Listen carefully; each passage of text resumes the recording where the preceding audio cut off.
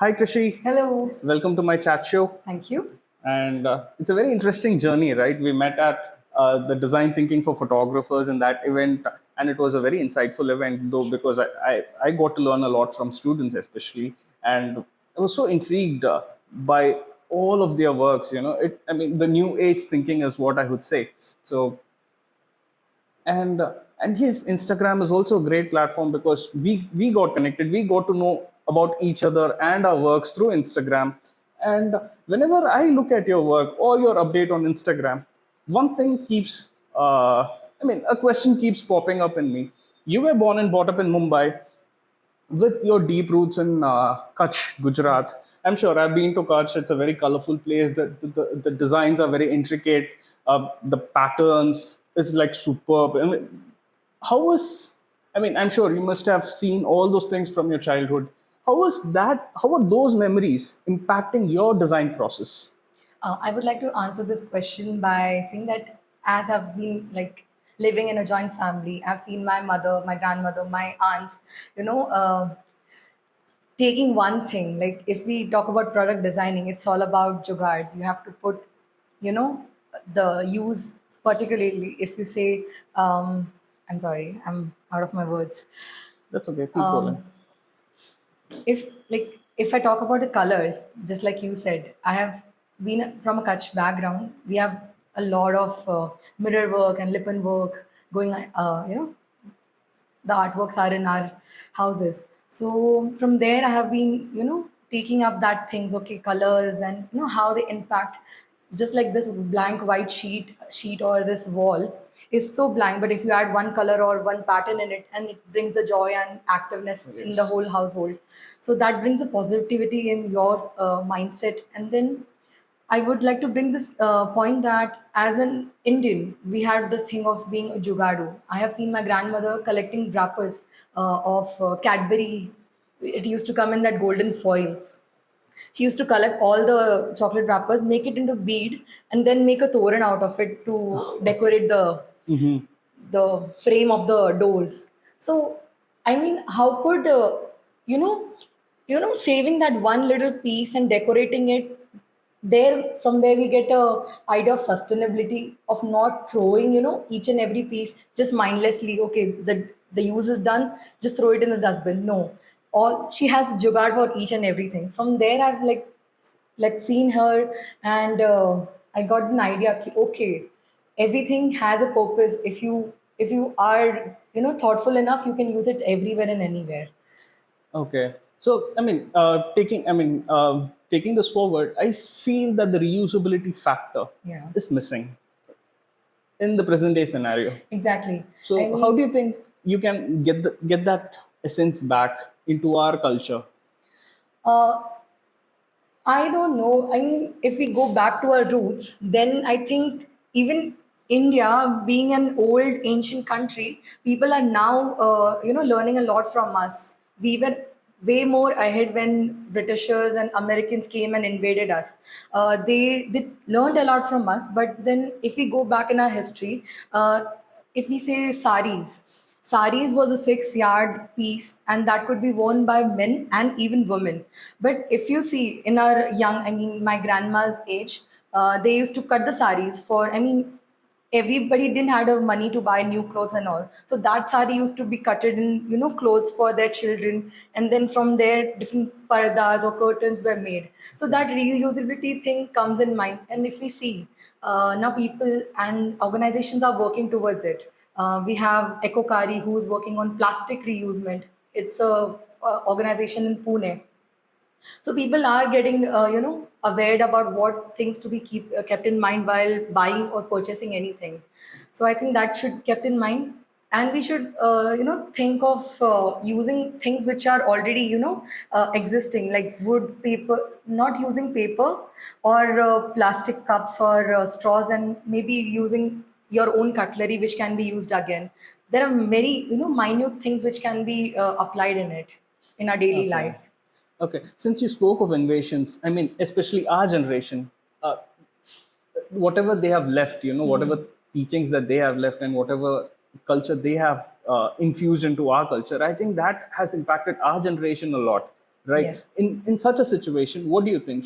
Should the young designers in India, should they go back 2000 years before all the invasions took place, or do you think they should scrap all those things and invent something new altogether? Inventing something new is, I don't know. I don't believe that we can invent something new. Everything which is built here in this world is into an existing thing. You just add up things according to your convenience and luxury. So there are things already like that was made for the purpose. Now we are just adding things to it and making it new. So in my belief, you cannot exactly or entirely make a new thing. Okay. So it's already existing. All you can do is go back, bring technology and mythology together and then present it. So in that case, what according to you is innovation in design? Innovation in design is, I mean, to me, it is presenting your idea in a better way. Like, I would say, I'm sorry, what was the question? What is innovation in design, or what according to you is innovation in design? Innovation. I need time to think on it. Yeah, you can. Yeah. Just what I said, innovation. People right now, in whatever I see around myself, are using scamper technique. It's just substitute, eliminate, add, subtract, and then present an idea. Okay. So it becomes an innovation. Okay. So the reason why I asked is because I keep asking myself, what is Indianness in photography, right? So when I look at photographs of what the French photographers or the American photographers or any other European photographers, or to a matter of fact, even Chinese photographers, right? They all have a certain signature element to it, which automatically says the photograph is like American, European, Chinese, Russian, whatever it is. But when it comes to India, right, we don't have such a photograph which says, okay, this was shot by an Indian photographer and this is an Indian photograph. So that search is still going on with me. That is the reason why I asked is like, what is Indianness and what is innovation according to you in design? So um, Here, what one thing struck me right now was in our first year, our faculty, I would not name him, but he said, you just have to, follow. You have to follow the person whom you are looking up to. You don't have to take the whole idea and put it in the frame or put it in your work. And most of the young designer, they just go to Pinterest or Google, they pick up the things and just they copy paste. So there's nothing new in that. You are just making it better. So what I feel is you just need a inspiration. You have to just take an inspiration and then present your work. okay, so uh, what inspires you to create a new design?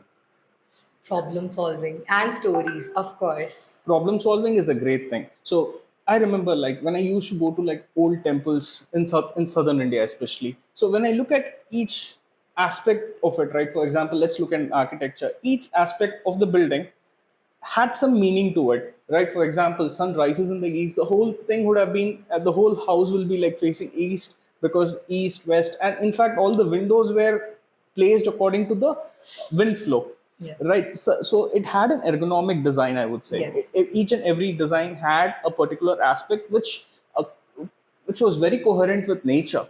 So that thing is slowly like it has faded out, I would say, because nobody knows and nobody calculates what the wind direction is. Nobody checks what the soil is for. So based on all those things, they were specific architecture and specific parts of the architecture, I would say, like had a specific design attached to it, right?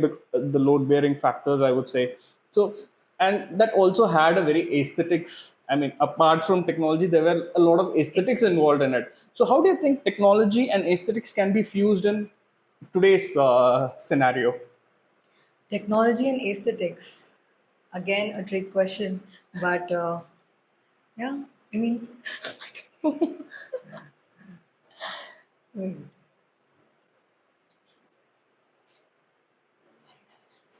That's okay. Keep going.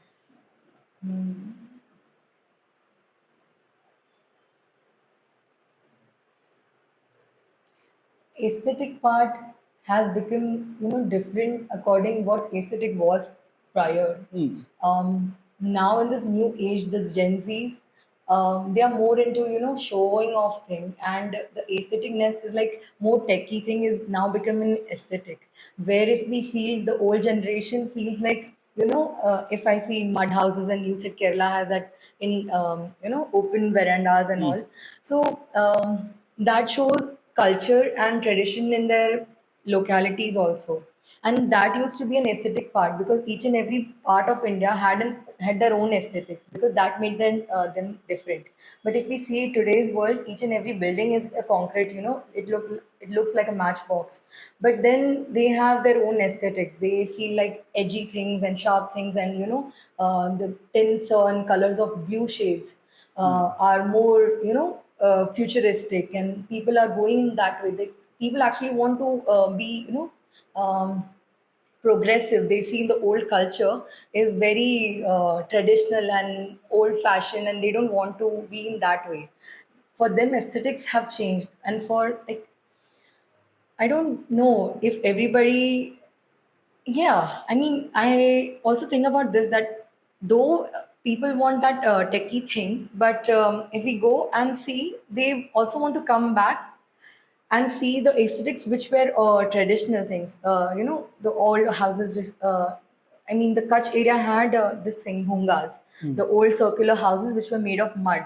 So people are going there and visiting just for show purposes. So that is what I think it is. Aesthetic meaning have changed. Okay. So, what do you think? How much the past has relevance in the present scenario? So, should we look at them, or do you think we should avoid them?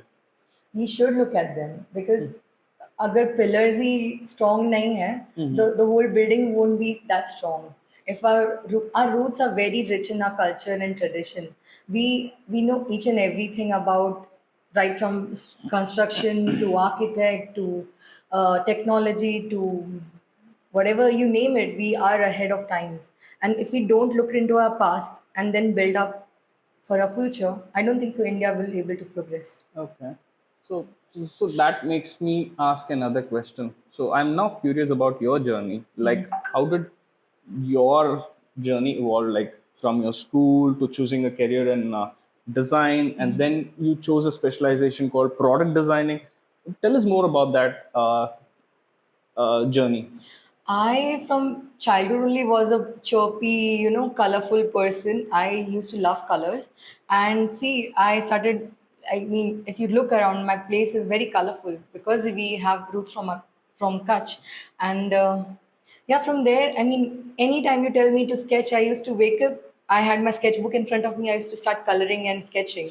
So from there it started, and I knew I will be doing something in art and craft and design, or maybe architect. So architect was in my mind first. So after 10th, I chose PCMB for my 11th and 12th. But within that course of time, I identified that I'm not that great for architectural or the mathematical stuff or calculations. And then I started looking for what more I can do, what more I can give to community as a whole. So I chose design. And product design was something which I was like, oh, this is very, I like doing things which are out of the box, or people don't know much about product design. If I go and tell someone I'm doing product design, they'll be like, what is product design? Designing of clothes? I'm like, no, it's designing of I'll be able to design everything, each and everything, right from a jar to a car. So it's like industrial design. A jar to a car. That's so interesting. Yeah. So, so since you have said from a jar to a car, what do you think is the future of India in the design field?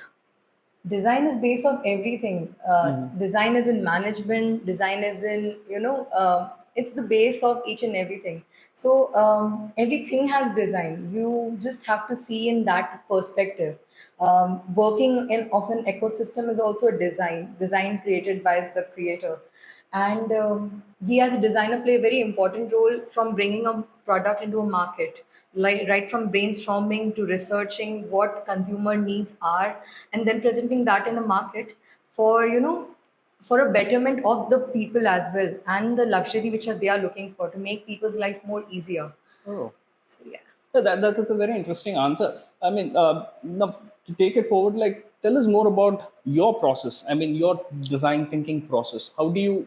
I mean, from your inspiration to translating that inspiration into a feasible product or a feasible idea, and then taking that forward, looking out for resources, and then comes the final product. How do you work in this Okay. particular cycle? As a designer, we don't have a set path or book of rules that we have to go after this. This point will come after this.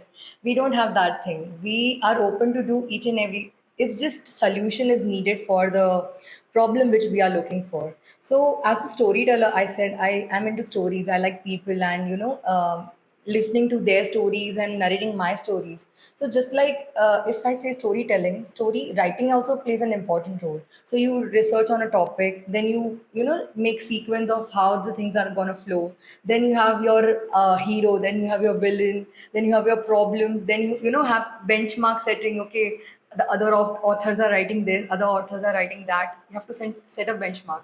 That in product design, you have to set benchmark. This thing markets products I mean you have to set products which are in currently in market, just like if we say Dyson or if we talk about BMW in the cars. So they are setting a benchmark. So if Nano is hiring me or any designer, they'll be setting a benchmark. They have their hero, their own hero. They have their villains who other people are already in the market. They'll learn from it. They'll take the positives and put in their product to make their product above from the benchmark. So in that thing, in that process, just like in story, we set a mood. We have to be connected with with our audiences right from the start to end. We have to be with them. So after giving solution, if I have solution, I have made a solution, I have to go in the market. I have to ask public, okay, will you be using it? We have to just test it. So that thing comes in mind, and then yeah, we have solution ready, and then that goes in production, and then the after Okay. production part. So, one thing which I really wanted to ask you, as you mentioned about from car to jar, you can design anything. Yeah. So, the thing is, like, tell me one product that made you think over and over again why I couldn't do it, or how do, how do I put it? Like, how did the designer think of doing such a marvelous thing, or a product which you saw and you kept questioning yourself, like, how did they do it? I mean, out of awe, I am talking about. Is there a product? Uh, yeah, there's a product which made me, I mean, feel that I should work on it because it was an interesting topic to work on, but unfortunately, I couldn't complete it because of my What was limitations. that product? It was a machine which will convert plastic into filaments, which can be used for 3D printing. So it Okay. was not the main product, but it was a part of again I said sustainability. So I was into that product, but then it actually that product is of huge size. I wanted to make it of a compact size, so each and every household can use it because everybody has plastic around them. So yeah, I was working that and then couldn't finish it because of some reasons. That's great. Since you speak of like 3D printing, do you think the modern technology can be used to revive the past? Will that be easier? Because the ancient uh, whatever product or whatever architecture design, it requires a lot of intricacy, is right. Yeah. So I don't think we have that sort of a manpower left. I mean, there must be, but in very small clusters they would be like, Also, right. it gets very expensive. Yeah, it gets very expensive. Do you think using such modern technologies like 3D printer will be able to revive what we have lost in the Yes, past? exactly. Actually, 3D printers are proven to be, rapid prototypers. You put any intricate design, they will be able to recreate it in front of your eyes, and you will see your design coming into real life.